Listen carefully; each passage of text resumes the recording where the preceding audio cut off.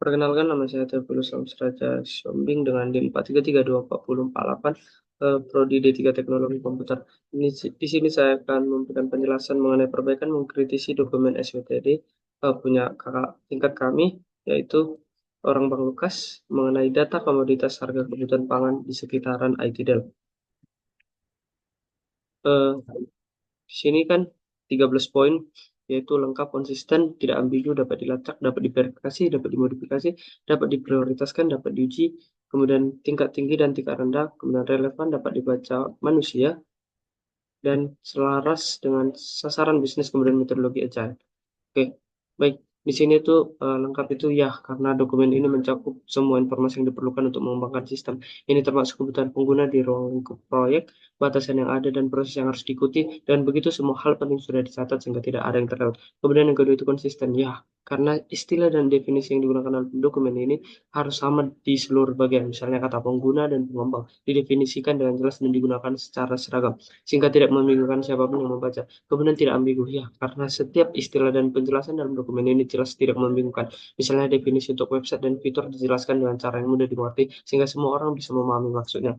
Kemudian empat, yaitu dapat dilacak, ya, karena setiap kebutuhan yang disebutkan dalam dokumen ini bisa ditelusuri kembali ke sumbernya seperti kebutuhan dari pengguna atau peraturan yang berlaku. Kemudian kelima, dapat diverifikasi, ya, karena kebutuhan yang dalam dokumen bisa diuji, misalnya fitur-fitur seperti pencarian dan fitur kalkulator. Kemudian dapat dimodifikasi, itu dokumen ini dirancang agar mudah diubah. Jika ada perubahan dalam kebutuhan pengguna atau proses pengembangan, dokumen ini diperbarui tanpa kesulitan sehingga tetap relevan sepanjang proyek. Kemudian yang ketujuh itu diprioritaskan, ya, karena kebutuhan dalam dokumen ini diurutkan berdasarkan pentingnya.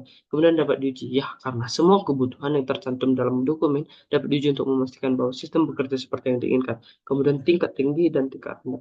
Ya, karena dokumen ini mencakup kebutuhan yang bersifat umum atau tingkat tinggi, dan juga detail spesifik atau tingkat rendah. Ini memberikan gambaran menyeluruh tentang sistem yang akan dibangun. Kemudian relevan, ya, karena semua kebutuhan yang dicantumkan dalam dokumen ini sesuai dengan tujuan proyek. Kemudian dapat dibaca manusia, ya, karena dokumen ini ditulis dengan bahasa yang jelas dan mudah dipahami oleh semua orang.